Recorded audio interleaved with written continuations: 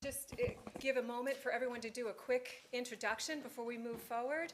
If you could just state your name and who you're with, that would be wonderful around the table. Thank you, everybody. Starting here? Yes. Good morning, everybody. My name is Will Stanback. Okay, press. Okay. Look for the red? Okay. Good morning, everyone. My name is Willard Stanback. I am the Acting Director of Housing and Economic Development for the City of Trenton. I'm a little bit over a month in this role, but prior to that, I have also been the chair of the Trenton Downtown Association for 3 years and some other roles in connection with the city. Thank you. Carrie Teifel, President of Hotels Unlimited, a company that affiliates with franchised hotel companies, as well as President of TFE Properties.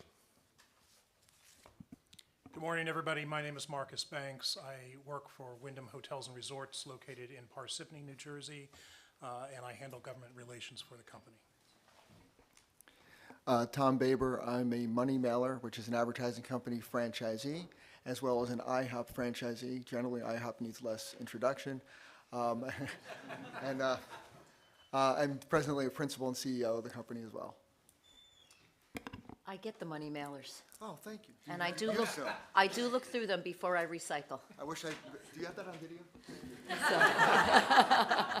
It's working. So, good morning, everyone. I'm Marilyn Paperno. I'm the one of the 2 assemblywomen from LD11, which is Monmouth County. Good morning, I'm John DeMayo. I represent District 23 in the Assembly, and I'm also serving currently as the Assembly Republican leader. Morning, Jeff Hansen with the International Franchise Association. Just really excited to be here with you all, and thank you all for making the trip. How you doing? I'm Mark Bonamo. I'm a journalist in print. I'm the editor of a website called Tapping in Newark. Better? All right. In print, I'm the editor of a website called Tapping in Newark, all Newark all the time. On television, I'm the host of a show called New Jersey Now, talking about public affairs. I'll be the moderator today. Good morning, Christopher Miholtz, the Chief Government Affairs Officer for New Jersey Business and Industry Association, NJBIA. I'm Mary Lou Halverson. I am the Vice President of State Relations and Government Affairs for the American Hotel and Lodging Association in DC, but a New Jersey resident. And Dana, I just want to say thank you for always making me feel so warm, and welcome back here. Good morning, everyone. I'm Assemblywoman Kim Olner, Marilyn's twin. I do like IHOP, and the market mailer. And I am from LD11, so Monmouth County and Shrewsbury Borough resident. Hi, I'm Charles King, a franchisee of Fast Signs, which is a visual communications company in Raritan and Flemington. Hi, and I'm Bonnie King. I'm his wife. So the boss. Yes, exactly. Hi, my name is Kevin Smoller. I'm a 3rd-generation McDonald's owner-operator. Happy to be here.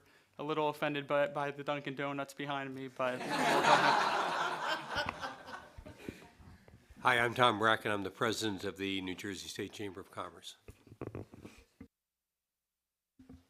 Okay, well, thank you all again for being here with us. We're really excited about this conversation. We're excited to be here in the Garden State in Trenton.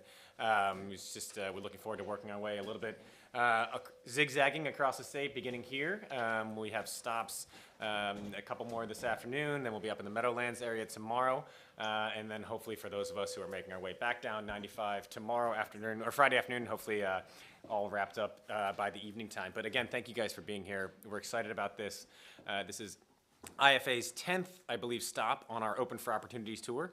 We began this endeavor last year just as a way to highlight the franchise business model and also as a way to help reshape the narrative about what franchising is and what franchising is not. And what we are local independent owner-operators across the country, of which there are nearly just under 800,000, actually 775,000 franchise establishments across the U.S., and just under 20,000 here in New Jersey. So we just wanted to, bring that message out to the public, bring folks around the table, elected leaders, business owners, business groups, folks who are in their communities, and just ensure that everyone is having a dialogue about how franchising can contribute to entrepreneurial opportunities, here in New Jersey, across the country, and also ensure that folks understand what a franchise is and who franchisees are, and that franchisees are people in your communities who own and operate the businesses, right? We love our brands, we love our brand names. That's what makes a franchise, but franchisees are also not the brand names. Franchisees are Kevin and Charles and Bonnie and Tom, who are, like I said, live in your communities, own the stores, sponsor the Little League teams, help give back. And we just wanted to ensure that we brought that message and really highlighted that message as we go across the country. So again, excited to be here in New Jersey, excited to be, hear the stories around the table, and, just look forward to continuing the dialogue here and beyond as we continue spreading our Open for Opportunity message. So, Mark?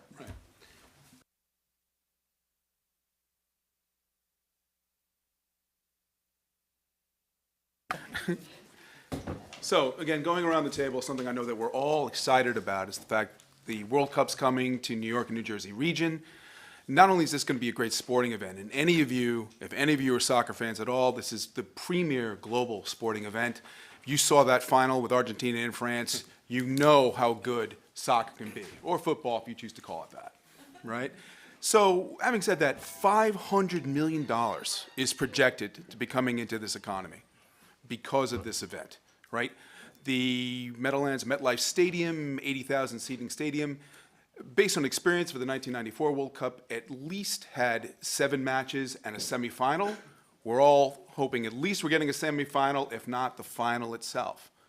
But the question is now, this is a time of great reward for us because all this money is coming in, but it's a time for risk where there's things that we have to figure out. And one of the things we're still trying to figure out is how do we come back from the pandemic? And disproportionately, in a lot of ways, the restaurant industry and hotel industry was very adversely impacted. So, going first to our representatives here from Trenton, what can the government do to take both advantage of this opportunity and, use this World Cup that's going to be happening in 2026? We're awarded the cup in June to come back. Ms. Olner, sure. I didn't know if the leader wanted to speak. So, thank you, Mark. Right. So being a lifelong resident of New Jersey, I think it's so exciting to know that the World Cup will be here, and I'll be setting up a lot of things. Maybe we'll get that final. Transportation, I know, is really going to be affecting us. How are we going to get the people to MetLife, or maybe that other soccer, the Red Bull Stadium, I think it might still be called, outside of Newark? That's going to be an issue, but I think we're going to have an influx of people wanting to stay here. Obviously, we want the hotels to be filled, but then you also have the opportunities of possibly Airbnbs or Verbos, people renting out their own homes. And there's, I think, regulations against that in many towns. For example, my town, we have an ordinance against it. So that's something we should look into now to get ahead of, maybe even to temporarily waive those ordinances to allow people to possibly benefit by renting out their homes and then having the houses. The hotels obviously will be, I'm sure, overflow. And then working again to make sure the buses, trains, and all types of transportation will enable everyone to get to and from the stadium safely. One of the things we all recognize is the fact that we're having workforce issues, and health has become a problem. It's like a whole portion of the workforce has vanished. People have decided they don't want to work anymore, and that could be because they're on some sort of programs that they really should not be on and get back into the workplace. I hope that things like unemployment and things are tightened up so people will be encouraged to go back into the workplace. I think we really need to work on that as a state, and then the executive branch needs to come. Otherwise, with all this influx of folks coming into the hotels and the restaurants and everything, we don't want to look like we can't serve that population. So there's some things that really need to be managed now and get in place to get people back to work. Ms. Paperno, talking about this idea of flow and overflow, the world's literally going to be coming to New Jersey for this event. But we all know that New Jersey Transit has its moments. I happen to live across the street from Newark Broad Street Station. Sorry. I heard you. Perfect. I live across from Newark Broad Street Station. I hear people literally sigh when the trains don't work. Normally, about 10,000 people, are expected to use those trains. We've had events like the 2014 Super Bowl where up to 30,000 people were using those trains. And just the way it works, from Secaucus to the Meadowlands train station, it's dead-ended on each end. It's hard to put more trains in. How do you think the state can best address, getting all these people that we hope are packed into the hotels to the stadium in a way that's going to be the most efficacious and isn't going to annoy people, trying to have the best World Cup experience they can possibly have? Well, thank you, everybody. And, this is why we're here to brainstorm and come up with ideas. I think starting at the start is, and I had the good fortune of speaking personally with Chris yesterday, who is the president for and runs business for NJBIA about some of these exact issues. And starting at the start is, let's make sure that they're coming into New Jersey and not going to New York, as we discussed, right? We don't want them making this a Manhattan experience. So just getting ahead of it now, whether it's working together with all our franchisees, hotels, restaurants, and attractions to come up with ideas, maybe team-themed, to want them to extend their stay, working with Department of Transportation. Clearly there's going to be a need for extra or accelerated or, smooth scheduling of trains or subways or buses. I know a lot of times some of the hotels, particularly in those areas, do offer shuttles. So coming up with scheduling and just trying to be as efficient as possible.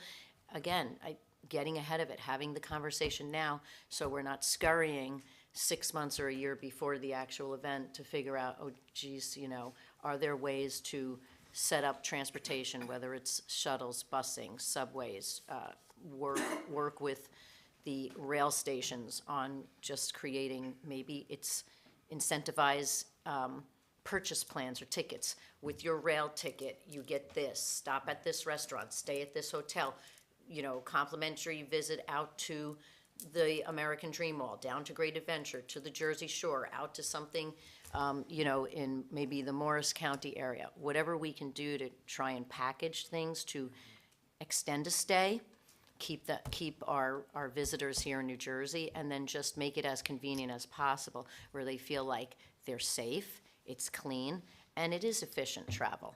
So I think it starts with conversations, and then going back to each of the different departments within state government, public transportation, and even working with some of the car rental businesses. What kind of, extra perky ideas can they put together, whether it's X price gets you, everyone gets excited to get an upgraded car. So maybe it becomes something as simple as that with a free parking incentive. Hopefully that just spurs some ideas for conversation as an entry point. Mr. Tafel, is that the right pronunciation?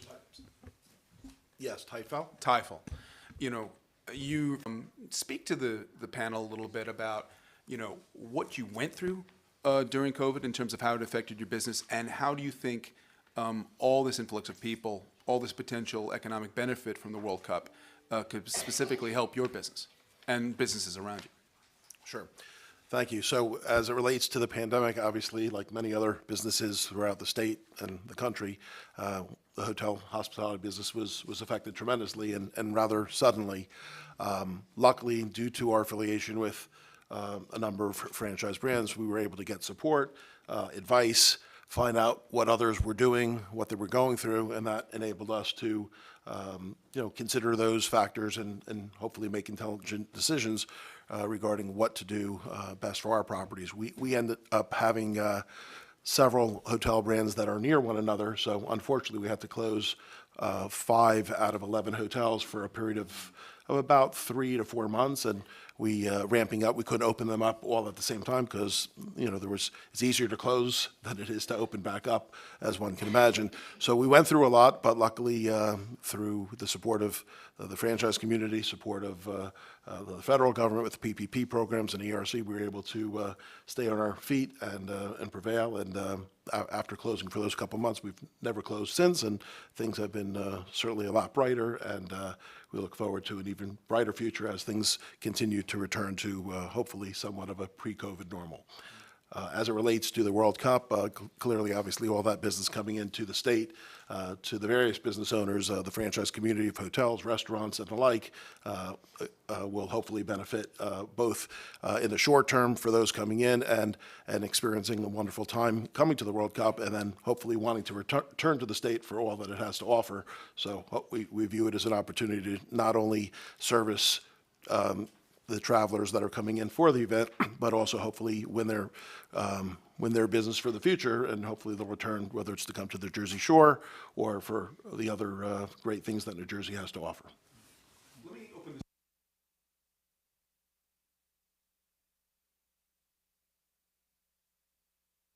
There's a couple of things going on here in terms of hotels. Let's say I'm somebody who lives in North Jersey. I live in Carlstadt, I live in East Rutherford. I'm like, oh yeah, Airbnb. You know, somebody's gonna pay, I've heard the highest ticket price for the Super Bowl this year was $32,000. What are you gonna get for the World Cup? A lot of people are gonna be excited like that. Is the hotel community prepared to deal with that type of competition? And again, in terms of transit, what do hotels need to make sure that people in these hotels, and I'm sure these hotels are gonna be packed, this is the premier global sporting event.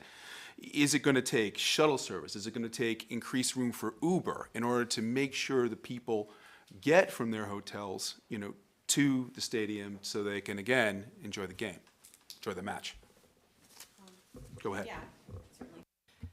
So obviously, yeah, that's what hotels do, is we're prepared for large crowds. That's why we're in that business. To the Assemblywoman's point, with Airbnb, communities are not prepared to have an overflow of Airbnbs in their community, temporarily.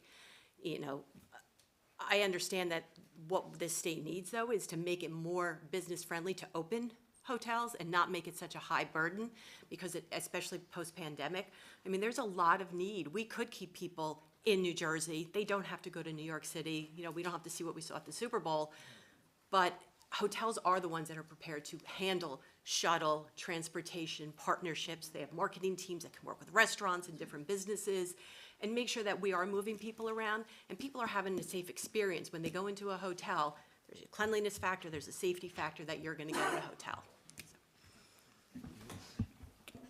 Let me echo what Mary Lou and what Carrie said. I think a lot of what we need to be mindful of is the collaboration that franchisors and franchisees have with each other to get through things like the pandemic and to be more resilient than ever. We are now looking at 2026, an unprecedented demand for hotels and other franchise businesses in North Jersey. We probably have some development to do. There are many opportunities for franchisors and franchisees in the hotel industry, the fast food industry, and likewise, to really ramp up development so that we can meet the demand and make New Jersey the epicenter for tourism during the World Cup. Carrie, I just want to come back to you really fast, and then I want to go over to Kevin, because I think you guys both have really great stories in this particular lane to tell. Can you talk a little bit about how your company started, how you got to where you are, and just kind of that franchise journey? Sure, thank you. So my parents came over to this country in the early 50s, immigrating from Europe, and my parents were in the chicken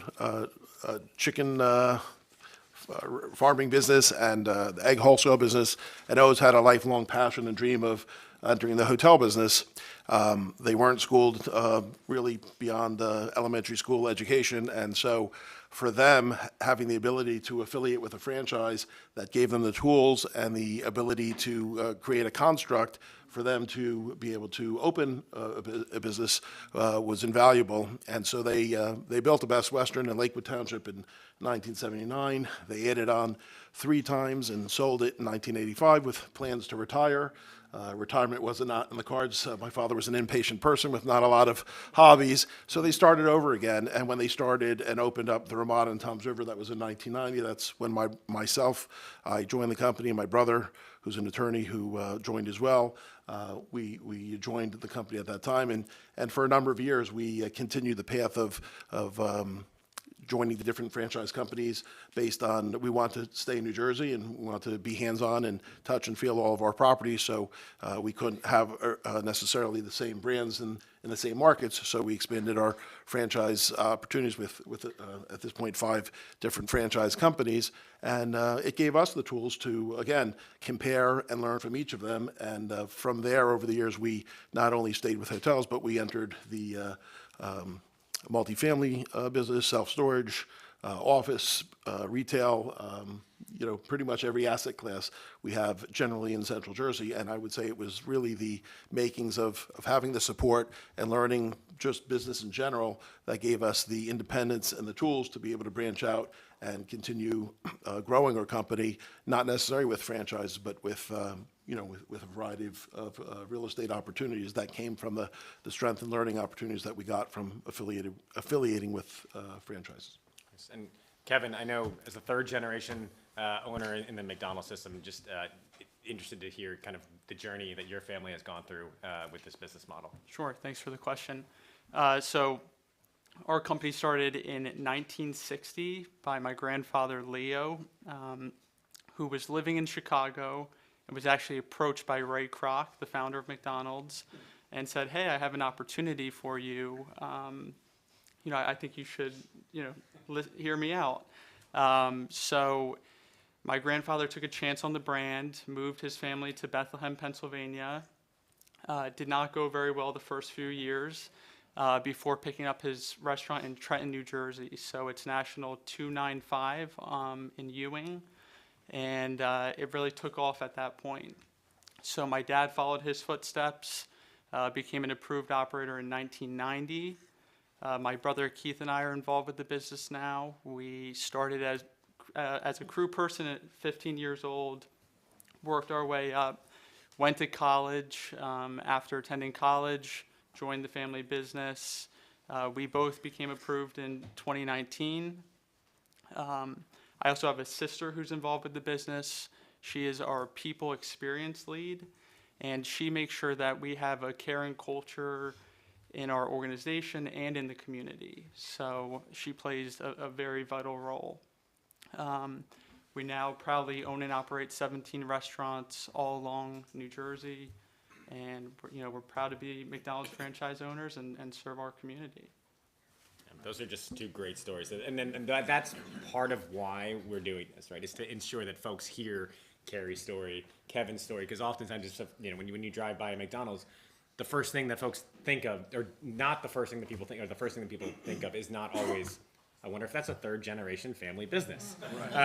Or when they see the Ramada Inn in Tom's River, I wonder if that's a 2nd generation family business. And that's not often what folks think of when they see these, big brand names. But in reality, that's what they are. So, it's just amazing to hear that's exactly why we're doing this. And Mr. Smolar is telling a story about generational success, right? But, Mr. King, your business, Fast Signs, it's something where, in many ways, I'm thinking you're essentially just starting out. Tell us your story. Well, our story at Fast Signs is a visual communications company. Right. How did we get into it? You start by family. Family's so important. And we actually migrated to the United States from Liberia, West Africa, back in the 1980s, where there was a coup actually that happened there. So my family in Liberia, in essence, had been in the business world. Dad's a banker, mom was mainly an operator of a corporation out there. And after going through high school and college, graduated, got into the workforce. Started working with, at the time, Pactel Cellular, right, and over on the West Coast. And over the 28, almost 30 years working with Pactel, which then became we went through a couple different things. We became from Fast Signs to, what was it, Air Touch, moving up to, eventually Verizon. At that time, then migrating through that, I worked in finance as well as sales operations and marketing, and also in customer care. And at the time, came over with workforce development up in New Jersey, headquarters here in Baskin Ridge. And there was an opportunity in essence for, kind of a time for severance package came up. Being in that, kind of getting into the entrepreneur world with my brother, who's up in Worcester, Massachusetts, he's actually in Rhode Island. And we got to talking about getting into entrepreneurship. And he's sales marketing guy and says, hey, let's get into in the print industry. At the time we looked at Allegra. That opportunity didn't work out. And as we're looking, the franchise of Fast Signs popped up. And in looking at that, looking at the organization coming from, he basically in a pool supply company, that's where he helped to grow that company, about $10 million in revenues for that company and his growth in his stint there. And we decided that we'll go with Fast Signs. They had a strong network. And also we love the ability of having a network of franchisors where interconnected, where we could help one another grow. Right. Both in terms of context of smaller businesses and, larger corporate entities. What do you guys need most to succeed going forward? Not only in terms of, what's going to be happening with the World Cup, but just overall in the business climate here in New Jersey. What do you need? If I start with that, I think Honorable DeMayo said something that I thought that was, key.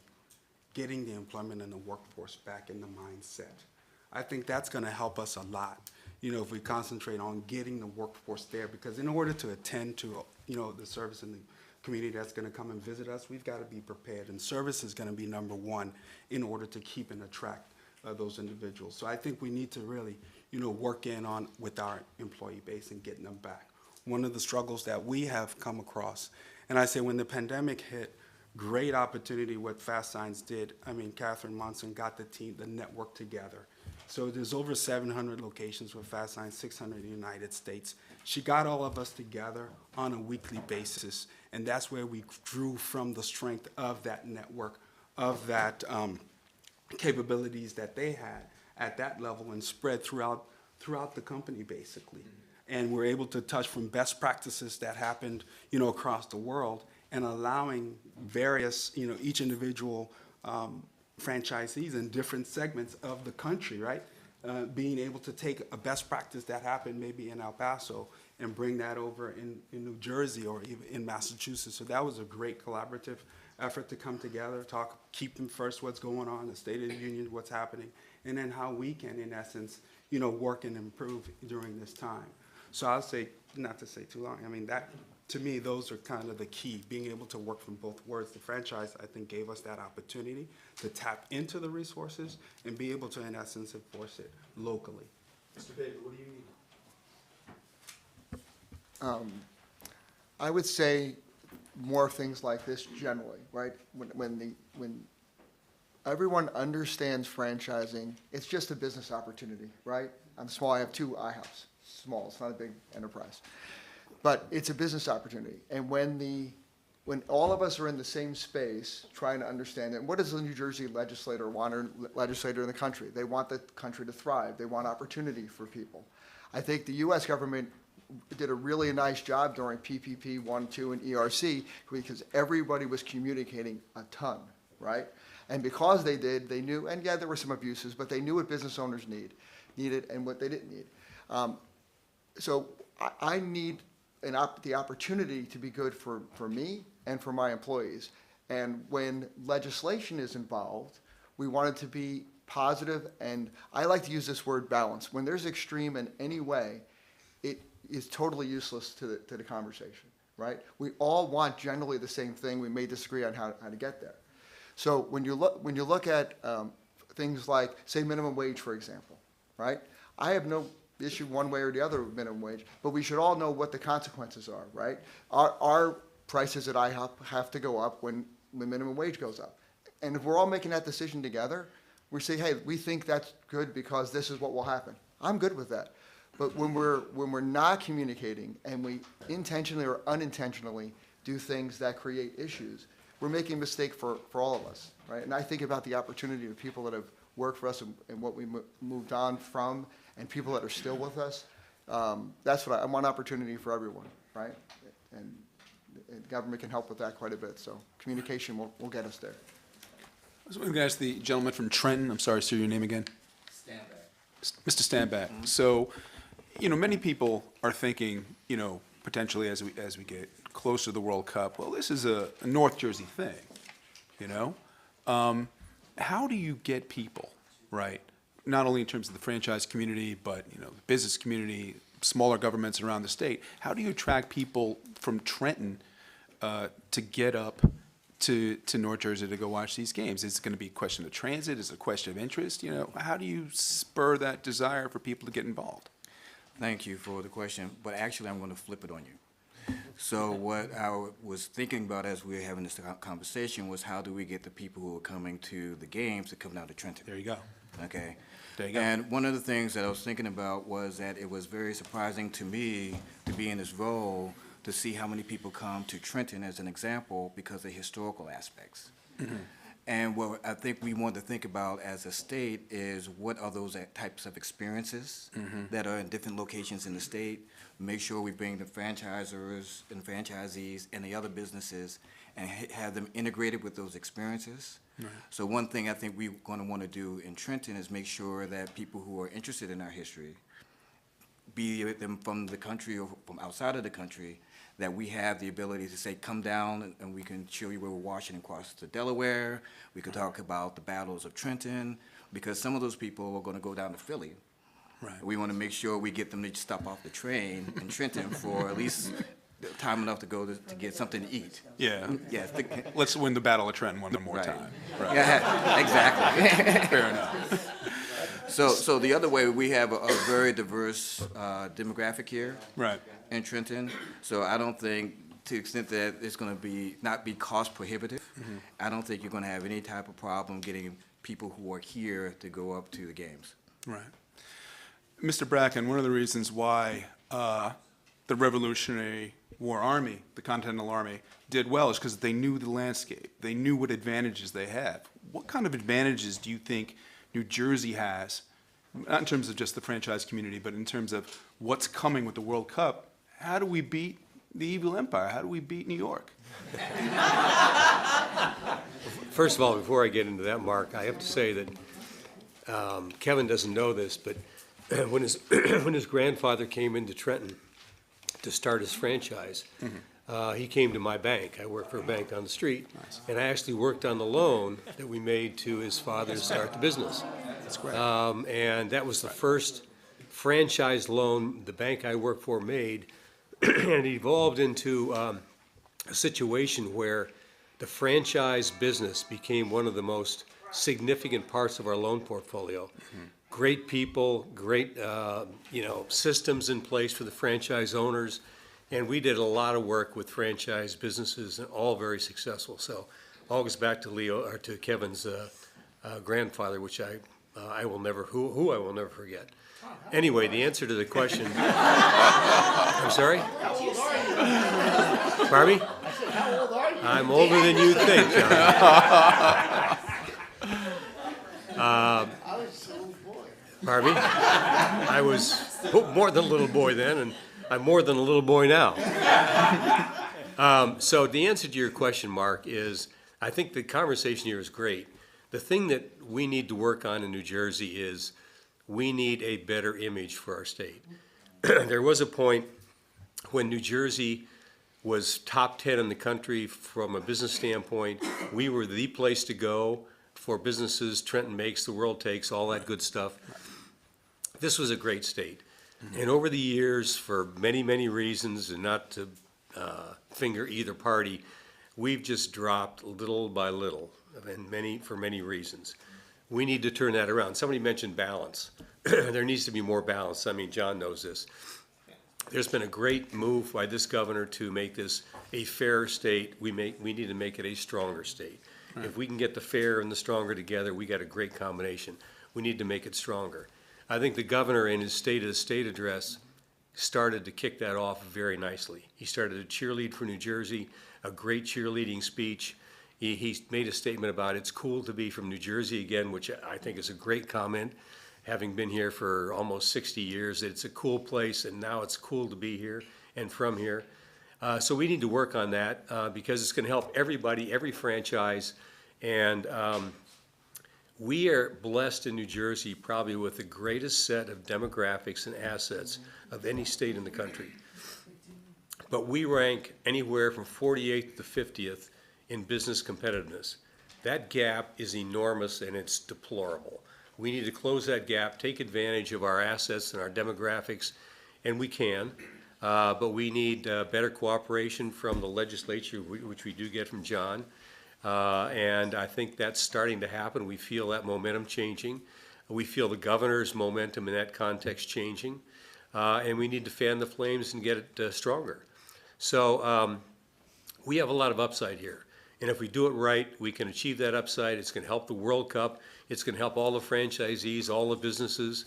And, you know, that's what we're fighting for all the time. Not to give a paid commercial here, but March 14th and 15th in Atlantic City, we're having a business summit where we are going to do exactly that. We are going to start to cheerlead our state, bring together all the positive assets of our state, talk about the positive assets, talk about the good things of New Jersey, not dismissing the issues we still have that need to be worked on, but we're going to fan the flames to make this a more business-friendly state and how we might be able to get there. So I think if we do that, and we can be successful that way, everything we're talking about today has a lot of upside. Go ahead. Well, Tom, thank you for your kind words, but I'm going to do a little commercial for what we're trying to do in the legislature from our side of the aisle. Listen, New Jersey is a great place. We're positioned between New York City and Philadelphia. We couldn't be in a better place. Boston, D.C., the center of kind of the real strongest part of the country. But we've done some things as a state that didn't make sense. For example, we had federal money that could have reimbursed the unemployment trust fund, and instead, that money's sitting in the bank while all the businesses in this room are paying a higher unemployment rate. We feel that that money is misappropriated. It really ought to be where it belongs. So it lightens up on costs for businesses, so they have more money to hire people and get people better wages into the business. We also look at corporate business taxes. We're the highest in the nation, undisputed. And the state, well, it's the state. Hopefully. Yeah, we hope. Hopefully they'll let it expire and not re-up the surcharge. But, you know, the point is, we're trying to fight for a plan. North Carolina, for example, they had when we did our economic development plan in 2013, they did something different. They took their corporate business tax from 6.2%, now it stands at 2.5%. Every time revenues went up, they cut it. And the revenues rose because there was more businesses. And it was easier to do business. And we could do something similar, maybe get it lower so we're more competitive, not only in the region, but in the country. There's no reason that businesses should not expand here. What they're doing now is co-locating in other states, and we're losing that money and that tax revenue that would have been here. People who go to school here from 3 years old through senior in high school, go off to college, see that they could maybe stay in North Carolina, costs less to live there, work for the same company that we have here, and that $225,000 investment we made in their K through 12 or now preschool is gone. So, and you top that off with the regulations that we have to deal with and the difficulty that businesses have picking up the phone to talk to a department in Trenton. Our office gets the call, and then we have to pave the way to make that call get returned and work things out so you guys can do your job, hire more people, have a better economy in New Jersey. There's just things that we could do better. And I'm not trying to sound like everything's bad, but we could do better. We shouldn't be 48th. We should be in the top 10 in the country. So we are, as Republicans, fronting a lot of things to make property taxes less expensive, to make gross income tax adjust to inflation, the brackets, the same as the federal government does, so our workers will keep more money in their pocket. And as we have more workers and more businesses, we'll still have revenue to run government, what we need to do. And maybe there's some things we're doing that we don't need to do. So I'm trying to talk about a lot of things all at once, and there you have it. We have a plan on taxes, but we also have a plan that will create jobs by that.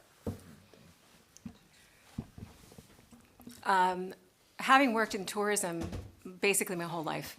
And having worked for a franchisee of multiple brands of hotels, and having grown up 8 blocks away from the Jersey Shore, I feel like tourism and New Jersey is just so deeply in my blood, and I've been a cheerleader for New Jersey for a very long time. I will tell you that the tourism industry was at $46 billion before COVID hit. After COVID, it was at $29 billion. We're now at 35. We're not back. We're not back. And not only the problem with people just traveling in, I mean, we haven't got all of our big events back. We don't have all these big conferences and expos and entertainment events and sports back yet. The governor wants the World Cup. That's wonderful. This is the kind of stuff that we drool over in the tourism industry in New Jersey. But we have to have the state's help with funding to help our hotels to prepare for this. And the other tourism entities and the franchisees who are going to benefit from this. There's over $1 billion of ARPA funding that is still not allocated at the state, and hotels were never given actual direct funding after COVID. The restaurants, we were very grateful, did get help, but the hotels never got anything that was tailored to hotels. And there's a tremendous amount that they need, and they are suffering from the labor issue, and that is something, Leader DeMeo, you are absolutely right. We have to figure out a way to get that fixed, because we can't accommodate the travel that we have the potential to accept and welcome to this state. And another thing about coming back, you advertise this state when you have people come in and try it for the first time. And this is the opportunity to have people try New Jersey for the first time. They come here and they're not able to get the accommodations that they need, or the transportation is all backed up and it's a big headache. They're going to leave and they're not coming back. So this is the opportunity, but it's 4 years away, but that's going to happen in a heartbeat, and we have to use all of those 4 years getting ready for this. So I would ask that we really do focus on some of the money that we could access to prepare for this. And another thing the governor has brought to New Jersey is film. That's huge. I had a lot of business at the hotels because of the film industry off season when I needed it. And I schmoozed that all I could. But now we are one of the top 4 states in the country for film. That's huge. People are coming in from all over the place, and they're staying for maybe a week, maybe 2 months, maybe 6 months to work on a film. You want them to have accommodations and an experience that they'll want to come back and maybe even live here. And we want more film companies to come in. So I would ask that we focus on some of the funding from the state, if possible, to help. Hey, Dana, can I pick up on that, please? From the beginning of the pandemic, we have asked the governor to allocate a lot more money to the working capital needs of the business community. And the reason we said that was that the EDA has provided about $1 billion to the business community of New Jersey in the form of grants. But all those grants were segmented in different segments, and very little of those grants went to the general business community, which was the people that had the most need. And yes, $1 billion is a lot of money, but for every dollar that they gave out, there were $8 to $10 of people who wanted money that did not get the money. So you had a factor of $1 billion of money out, you multiply it by just the 8 factor, that's $8 billion of need that was unsatisfied. So we've been to the governor's office for 4 years now saying, would you please allocate $2 to $3 billion in a grant fund for the general business community to help them with their working capital needs? Because regardless of anything else, if companies don't have working capital, they can't operate. And there's no federal programs left. The banks are constrained because of the new restrictions on banking and the financial condition of some of these companies. That is absolutely an imperative that needs to be addressed in New Jersey. And I hope that in this budget, there's more than $50 million allocated, because last year the business community got a $50 million grant fund. We're asking for $2 billion. So just an editorial comment on that. Yes, ma'am. What was Governor Murphy's response when you asked him? We had no response. And I just, 2 things. As you talk about business grants and businesses coming back, that is one of the reasons why we're doing this type of event, right? Is because when you think about business grant programs, how can states help businesses? Of the utmost importance to the franchise business model is ensuring that when those programs are put together, is that franchisees have access, right? Because franchisees like Tom and Carrie and Kevin and Charles and Bonnie are individual owner operators, right? They own and operate businesses just the same as a non-franchise business. So when those types of programs are constructed, and we've seen it throughout the pandemic, we've seen it before the pandemic, so it's not necessarily just a unique thing from the last few years of COVID, but ensuring that businesses are treated the same, whether they're franchised or not. And right, that's why we're bringing folks like Kevin and Charles and Bonnie and Carrie to the table to ensure that we're putting a local face on this business model, so that when the governor or you all in the State House are looking at how can we help businesses, and we're looking at these businesses that are franchised are just as in need of access to capital and assistance as their non-franchise partners. And so as I talk about that too, I want to, and this is, Carrie, I'll start with you, but Kevin, Charles, Bonnie, chime in here too, is that, as the owner of multiple hotels, some of which are in the Assemblywomen's districts, you work, I know, with your parents started it, your wife, your kids, true family business. What are, as the folks, Leader DeMaio and the Assemblywomen, as they consider policies across the street, and again, this is for all of you guys, what is it that you want them to walk out of this room understanding and knowing that will help you, Tom, as well as a business owner in the state, help you grow, prosper, and continue to thrive here? Thank you. Yeah, I think what's been talked about earlier is balance, and, making sure that, all vantage points are looked at to try to anticipate and understand the results of new policy or law, so that there aren't surprises on either side. Because if that balance is lost and not taken into effect, then we get into some of the issues of businesses no longer wanting to continue to do business in New Jersey if policies and law are one-sided, and we're not all understanding what the consequences of that balance might be. I would also add to that, some of the things I heard about is investing and incentivizing. We as a hotel company, our business model relies very much on banquet business at our full-service hotels. And we have seen that brides and grooms bookings are way down from what they had been pre-COVID. People are either pushing off getting married, or they're going with much smaller weddings, or not going to hotels anymore, or frankly going out of state. I know Florida, my nephew's getting married in 2 years to get the location he wanted, because there's that much demand in certain parts of Florida, yet we have plenty of dates available. So, something that might be of interest would be incentivizing people to get married, if they want to. If they want to. We run sales from time to time, but I got to tell you, people book when there is economic incentive because they can't afford it otherwise. So I don't know if there were opportunities for the state to offer some sort of incentive for people who, and it's not limited just to weddings, but other things that will benefit the state overall, if people can be incentivized to do something that they can't otherwise do because economics get in the way. And the last point I want to talk about is we're right now considering building another hotel, but the banking industry is very tough on giving new loans for a new hospitality venture. So again, I don't know if there could be at the state level some sort of incentive that would bridge the gap to make it more palatable if the state wants to see growth in tourism and hospitality, coming up with some programs that would help bridge the gap. We're hopeful that we might be able to pull this off, but not sure. So others who are not as unfortunate, state of affairs in terms of the size of the company certainly may not be able to. So I think that's something as well to be able to give consideration to. Yeah. Tom? So I'll try to be brief, but a little out there. I'd like to be wanted as a business owner in New Jersey, quite frankly. Love the state. Grew up in Belleville, moved to Sayreville, then moved to Homedale in the last 23 years in Millstone. And every day I go outside early in the morning, I walk around, and I just love the whole state. Have a place down in Cape May. It's an amazing place.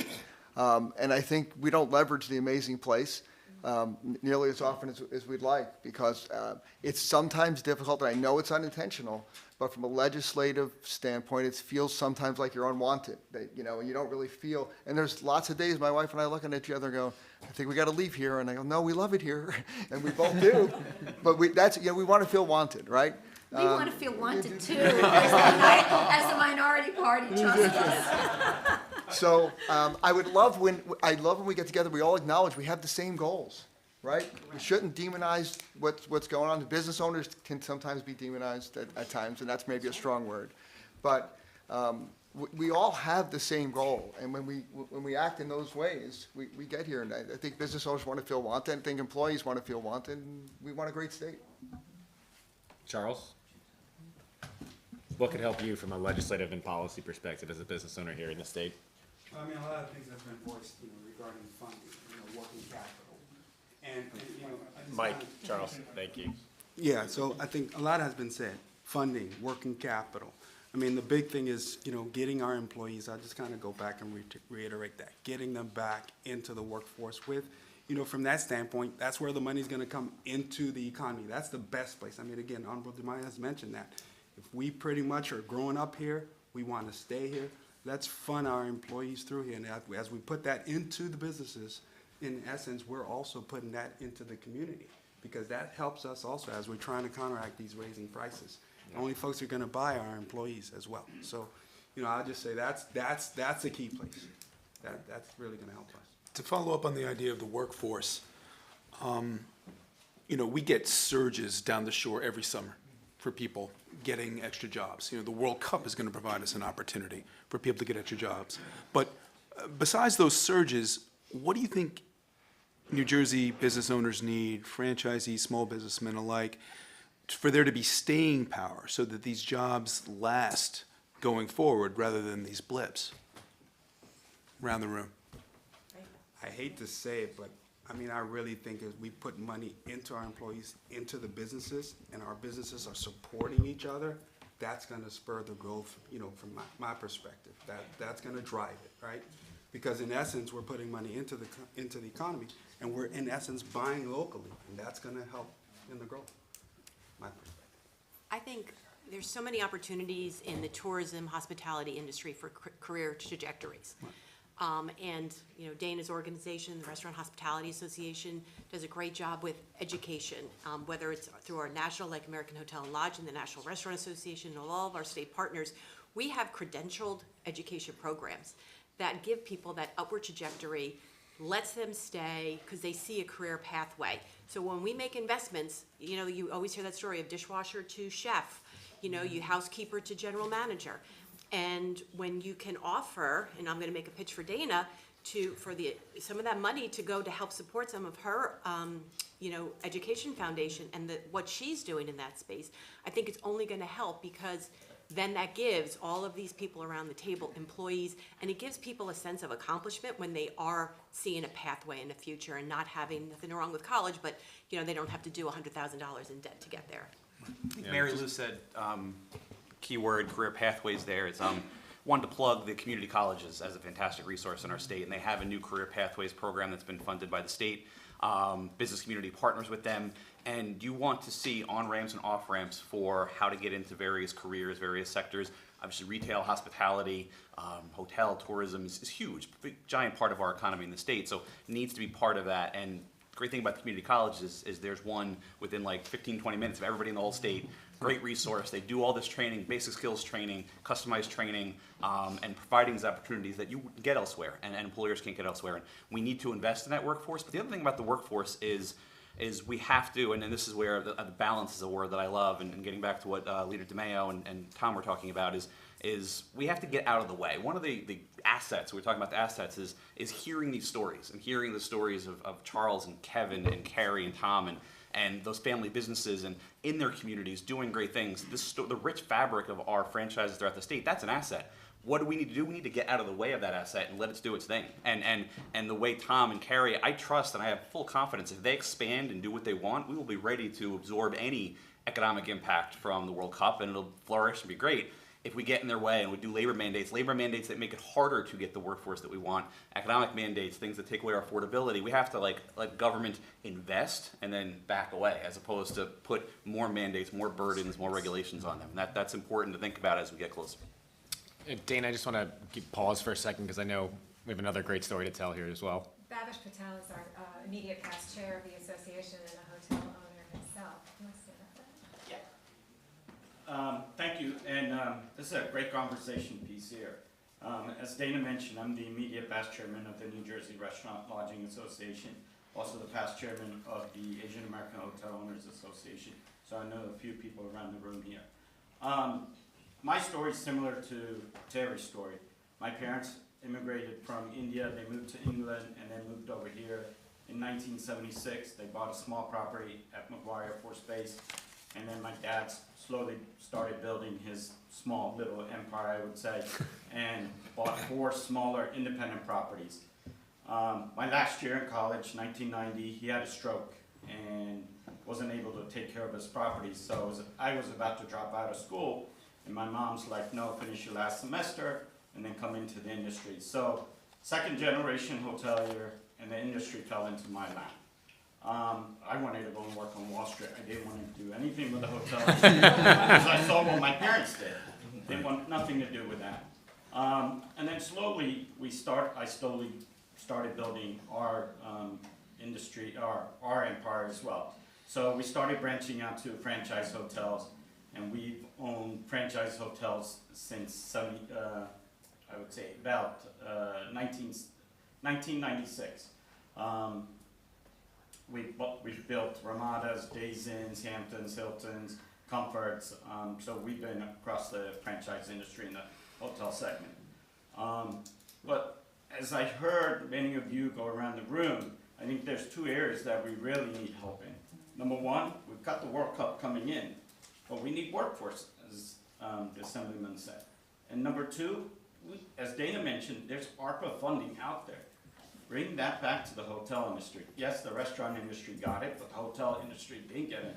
We were the first ones when COVID started back in March, and I remember this story because it was a Sunday.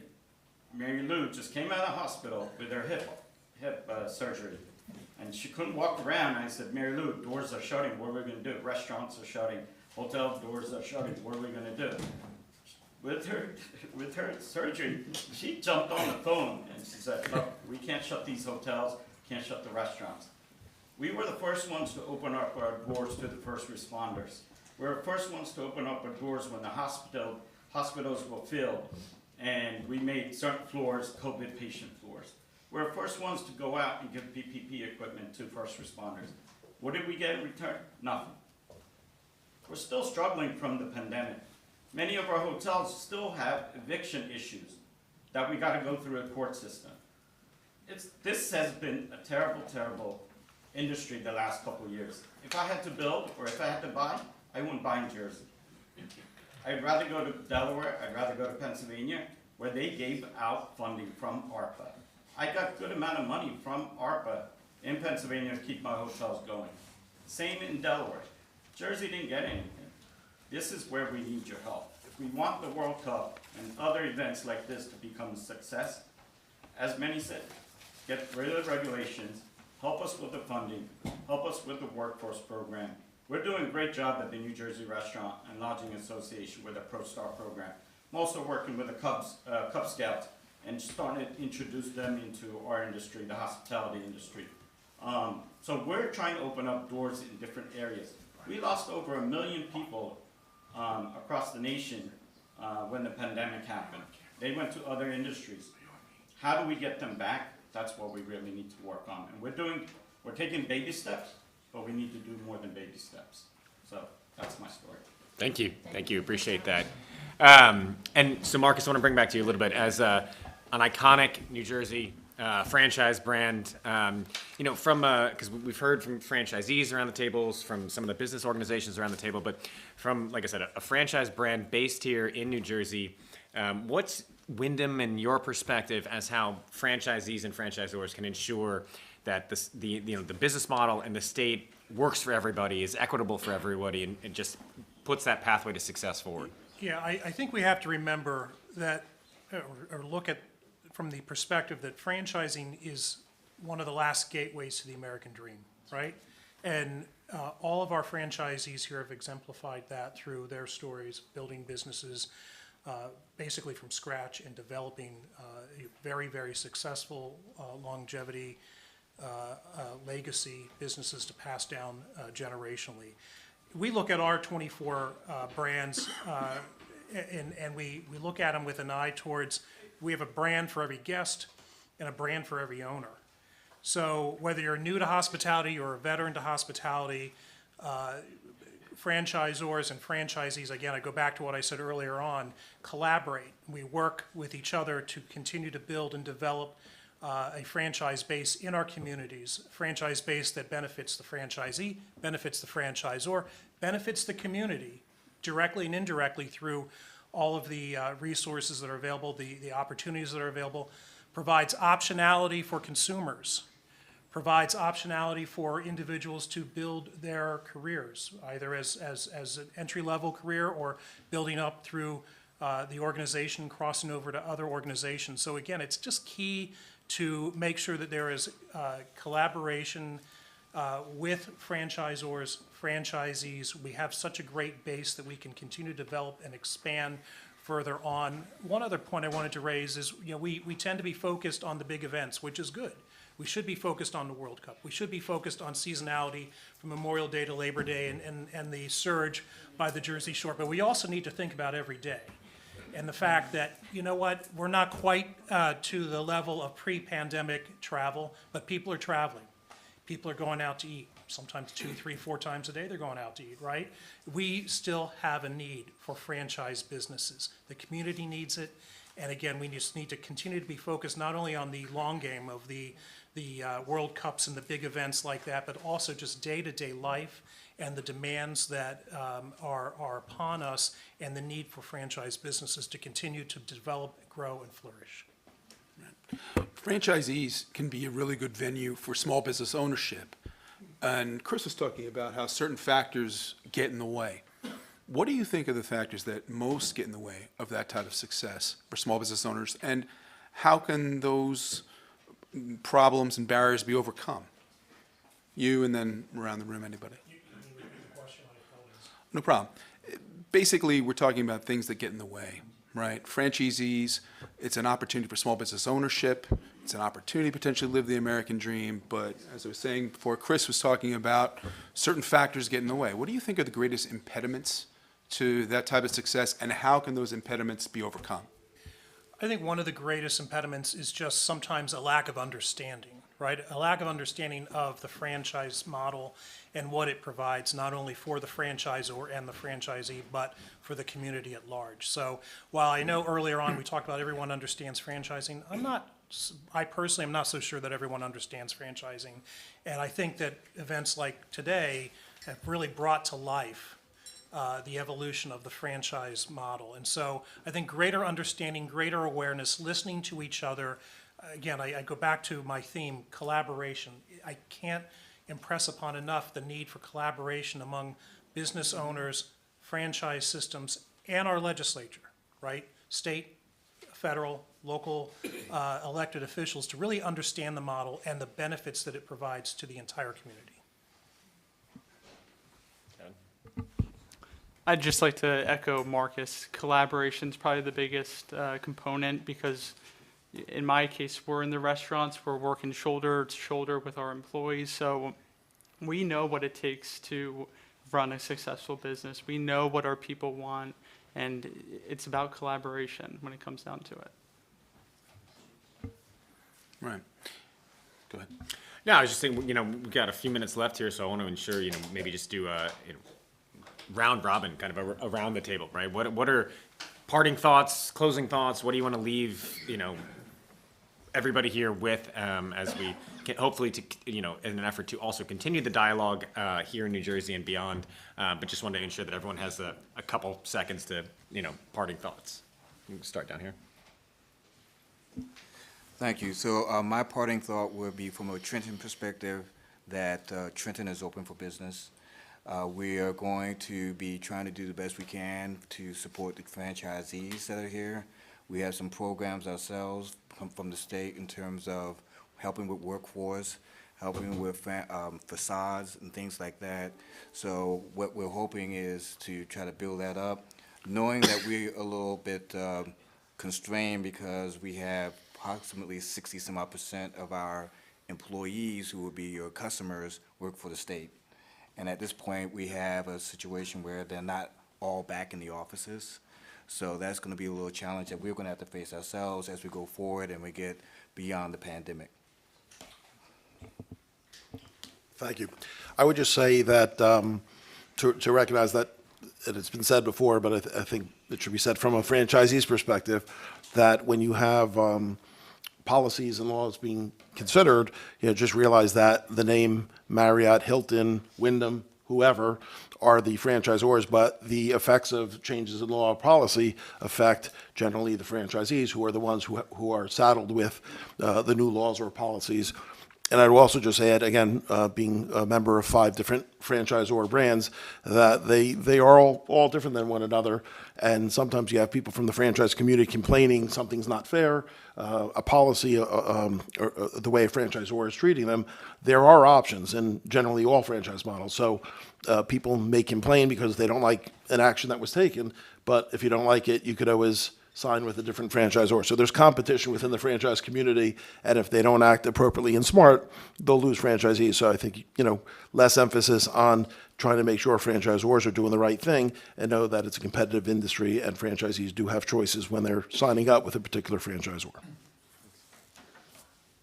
Yeah, I echo what Carrie says and just add one other thing. It's great that we are sitting here and we're listening to each other, right? We all have very busy businesses, very busy work lives, and to be able to find 90 minutes to get together and to listen to each other and hear each other's stories, I think is key. We should do more of that. We should learn from each other and continue to work to expand the franchise model. Small business is a huge opportunity for not only the business owner, but actually much more so multiplicate for the employees. Franchising is an especially a good place to be if you want to learn how to be in business and maybe have some discipline and do some other things. As a franchisor at Money Miller, our systems for training are very, very strong. And IHOP even more so developed because there's probably more parts to the business. And if I look at the people that have worked for me over the years, and in fact, I'll just very quickly, the gentleman that runs the North Plainfield store came here 20 years ago, immigrated from Mexico, and ended up at that time not speaking English very well. And I won't go through the whole story, but he runs that store today because he did every single part of the job that he needed to do and does an amazing job. And there's another young lady, very early 20s, she might just be turning 20, still in school, with us 3 years, went through those teenage years where it was a little hard to get her to come to work every day, right? but I knew there was something there, we all did. And she has blossomed into his right hand, and we've had several right hands have moved on to other stores, things that normally happen.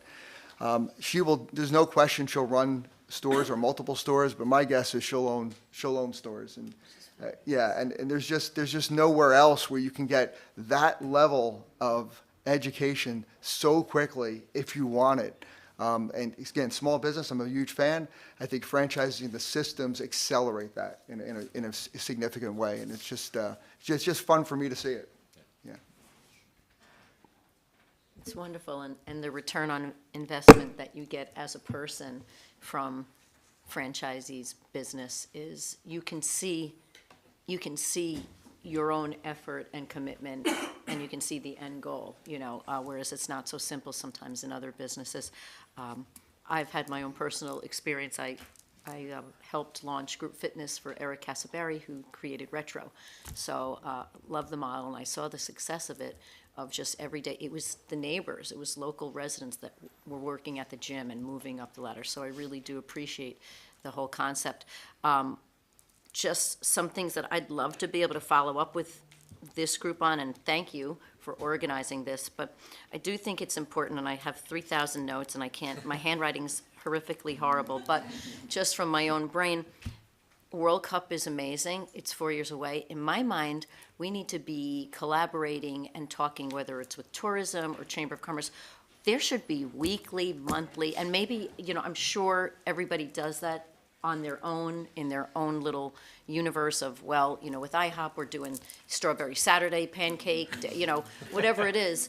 But how do we create desire and incentive for people to come out any given weekend or week to support our businesses? That's not, I'm not just worried about World Cup. I want this every week for everybody. So just the idea. Along that lines, and going back, Mark, to when you were first asking me regarding World Cup and making sure everything flows, we should almost approach it like as if you were gonna go to the Bahamas for a vacation week, and you would want to buy a bundle or a package. You know, you want the hotel, the airfare, the transfers, maybe the meals, maybe a couple touristy adventures, all included. Itinerary packages based on themes, they could be happening year-round in our state. Take advantage of the seasons. You know, some of the things that we know are going on legislatively that just got initially launched are even things like the beer, the microbrewery tours. There's going to be a bike path that connects all parts of the Jersey Shore into even some more middle and north. Like things like that are great for everybody's business to take advantage. Another key area, and Chris mentioned it as well as Tom just now, but education and exposure. We kind of top line, you know, when we're talking to college kids. I would love to see middle school kids. Yes, you know, they're working maybe part-time at the Dunkin' Donuts or at the, you know, the fast signs, but I would like them to, sorry. I actually said it on purpose, so, because you already have a success story, Kevin. But how do we get younger kids, even younger, before high school, before college, to understand, I could be Kevin. I could be that young guy or girl that starts here, you know, and really becomes the American dream of owning my own. So, you know, we push the idea to our children and even our, you know, people in once you get out of your dog day career and you're like, you know what, I'm still young enough to do something, I'd like to try and throw my hat in the ring. How do we entice them, educate, and expose them to this opportunity? I think the gentleman, Marcus, and also Carly, what I'm hearing and what we didn't even take into consideration as freshman representatives is when we're writing legislation, we do tend to focus a lot on special interest or segmenting out population. Instead of saying, you know what, there's already existing businesses that are the foundational structure and create that thriving gateway to those women-owned, you know, sexually oriented, veterans, whoever it is. So how do we keep supporting you all to go and build the opportunity zones in Williams areas, you know? So I think we have to be mindful of that. And then just to wrap it up, just so everyone here breathes and knows, as Kim and I, as freshman assembly representatives, we truly are very thoughtful. And one of the things we've noticed is we feel a lot of legislation gets rushed through. Somebody went, I like this idea, and here's point A, B, C. Let's run it through committee, get it on the floor, and vote it through. And then it gets put into action, and everybody here's head is spinning because nobody thought about D to Z and how you're actually, like Chris and Jeff were saying, there's a lot of burden, maybe it's a little too restrictive, it's holding you down versus helping you rise up everyone around you. So we look forward to working, doing whatever we can to be a strong, serious partner to bring some positive results. Mary Lou mentioned our ProStart culinary arts program, which is in high schools and training young chefs of the future as well as restaurateurs of the future, which is awesome, and it's very inspiring. We absolutely would be able to, we also have an apprenticeship program, which we can only use for food and beverage entities, but we could have apprentices in hotels that are full service, that have restaurants. So that's a way that we can absolutely help within the 4-year period to feed some of the labor. And once again, the tourism industry, I can't say enough. Absolutely, the New Jersey Travel Industry Association will be working on this for sure. I'm on their board. We'll be talking about the planning, but we can't plan soon enough. We got to get going as fast as possible for this. Thank you, everybody. Well, first of all, let me thank the group for having us here today. And you can see why these two wonderful young ladies have been elected to the legislature. They've got a lot of great ideas, and they're very, very eager to be helpful in the world. And that's a good thing. That's a good attribute to have when they came into the door. You could see what's happened in the last year and a half or so. The pace of legislation in New Jersey has slowed. We used to do 150 bills a day, now we're doing about 40, maybe 50. I guess picking up 6 seats in the last cycle, we picking up 6 seats, got their attention a little bit, which is a good thing. 22 years of one-party control, New Jersey. I'm doing a little PSA here as to why we are where we are. And this is not personal, this is just a matter of talking about balance. You know, if the control were to go back and forth once in a while, we would achieve a better balance in government in New Jersey. So one thing I'm going to say to all of you, number one, if you see legislation that's bad, like this franchise bill, I agree, we all agree. Let us know. If there's things that you think we could front that'll be helpful to business, we are very pro-business. I ran a construction company for 43 years when I started when I was a young guy too. Just a little boy. And I retired. It was killing me at the end because it got so difficult. The regulations, the workforce, there's a lot of issues that became difficult. But still, 43 years. So you traded it in for this fund? Yeah. Yes. But, you know, look, we want to be helpful. We do have a plan that would make the tax structure more fair. And I think that in itself, you know, EDA there's about 1 million businesses in New Jersey, and in 2020, they were able to help 400. It's really not that effective. If everybody paid less taxes, if all of you paid less taxes, you'd have more money to operate, which really is the best way. You know how best to run your business, you know how to allocate your capital and funds if we're not taking it away from you, and also rules and regulations to come down the pike that slow you down. We're trying to stop that. That's our mission. And we believe that'll help middle-class families have more jobs, better incomes, better lives, by just getting back to kind of the American way and having money earned and everyone rises together. We are really behind the curve in New Jersey because we have gone so far out on the limb. So with that, I'm going to stop. Know we're here, that we're trying to help all of you. Thank you. Thank you, everyone, for highlighting these important issues today. The one last thought I would have, and getting back to something that someone Perno said, I think we need a plan. I think this state should come together and say, you know what, we have this coming in a couple of years, and we should get together with the hospitality industry. We should get together with all the businesses, the counties, the cities that are going to be part of this, and figure out how do we make sure we get the most bang for our buck with this? How do we make sure we invest in the right areas? How do we make sure we avoid laying any further burdens on these businesses? How do we make sure we're having the counties ready, the cities ready that are going to be important for this? And so I would love to see that plan happen, and whether it's something that the legislature pushes, the executive does on their own, or comes from group right here, that IFA is involved, and Dana and the Restaurant and Hospitality Association is involved. But I think a plan is important, and if we don't plan, unfortunately, there's going to be things that happen that are out of our control. But if we plan for it, I think we'll get the most return on investment. Thanks. Just want to thank Jeff for having us and Dana. And I'm just going to make a quick New Jersey commercial. Just remember that the lodging industry, through the lodging tax and the sales tax, puts so much money into the general fund, and very little gets put back into tourism promotion. And so when you're looking, we're the industry that fuels the state. So if you want to grow the state and the opportunity, think about that maybe more of that money needs to go back to tourism promotion that comes from the industry. So that's Good point.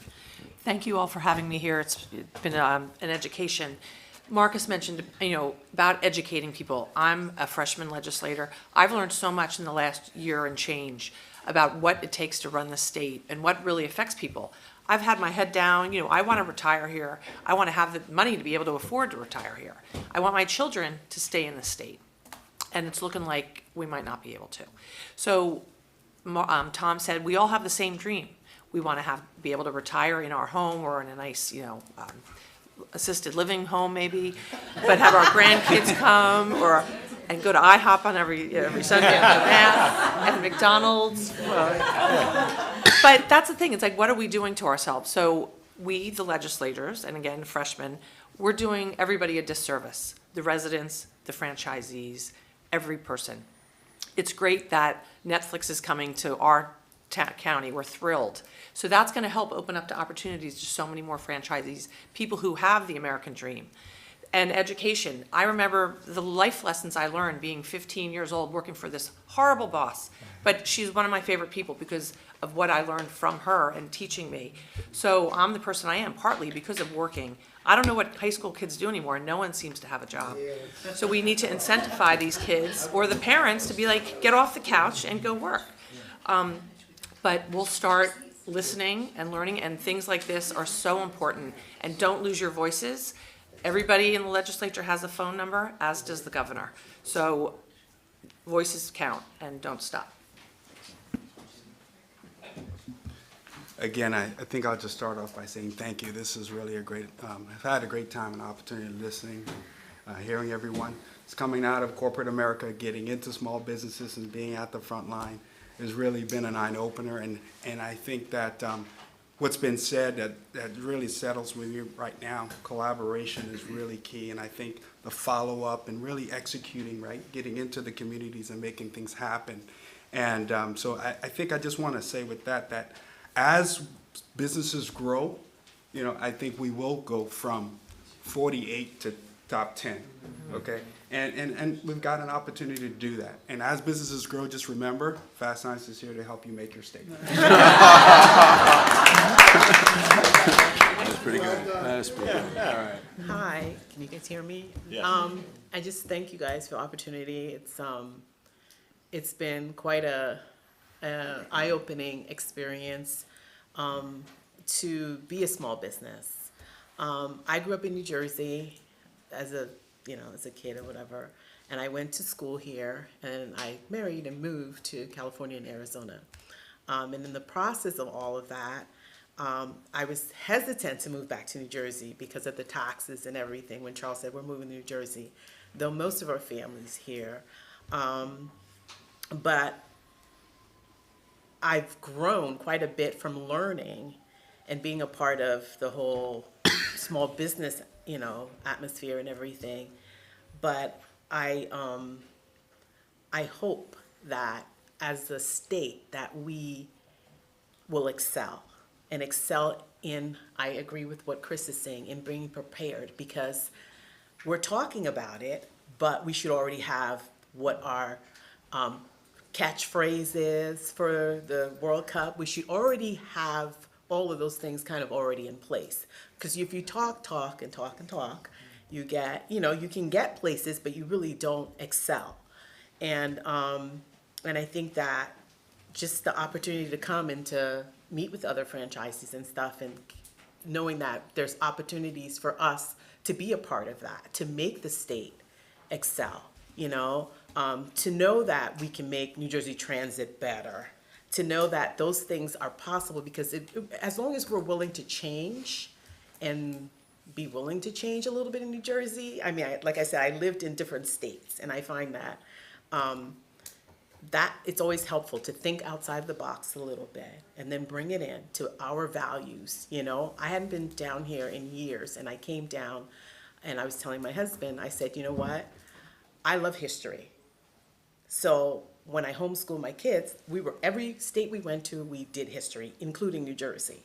And what a perfect thing, like going to the Delaware and doing those things, just highlighting those things, I think in the coming days will be helpful. And then highlighting the businesses, the small businesses, highlighting those things in the hotels, and, just highlighting it so people know that it's there, because you don't want a company to come from outside and do all the signs. I'm just saying signs. But you don't want them to come in from New York and do the food. You see what I'm saying? It's just preparing before we need to say, oh, it's 2 years. Oh, no, it's a year. And we're still talking about it. So that's just what I had to offer. Thank you. Thanks again for having me here. My closing thoughts would probably be, I think the biggest takeaway for me is just collaboration amongst all of us. I like what Chris said, coming up with a plan. My dad kind of has always embedded in my head, plan your work and work your plan.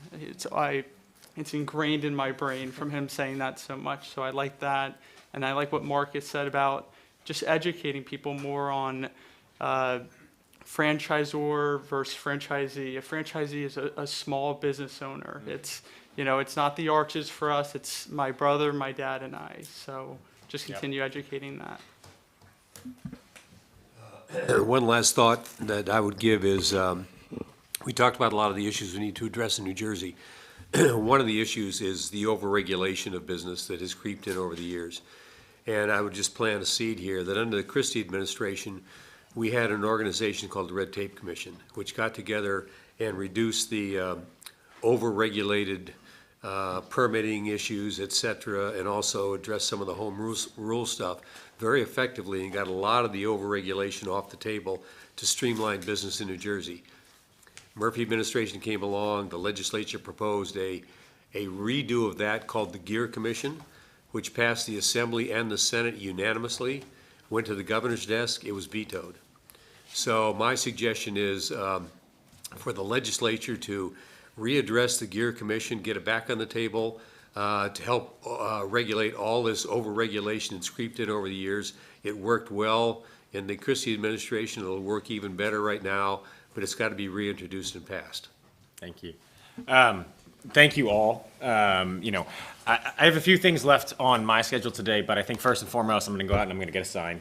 I'm going to go get a burger. I'm going to get some pancakes, and then I am inevitably going to go to sleep in a hotel. So thank you all so much for being here. On behalf of the International Franchise Association, our partners at the American Hotel and Lodging Association, an amazing conversation. We appreciate the opportunity that you guys all took some time out of your days, made the trip in here to Trenton. We look forward to continuing the dialogue with Peter DeMaio, Assemblywomen. We appreciate all of you guys coming here. Look forward to continuing the conversation with you all and your colleagues across the street. Mark, thank you for joining us and helping us move the conversation along. Great opportunity for everybody, and we look forward to continuing to work with everybody around here. So thank you, everyone. Thank you. Thank you.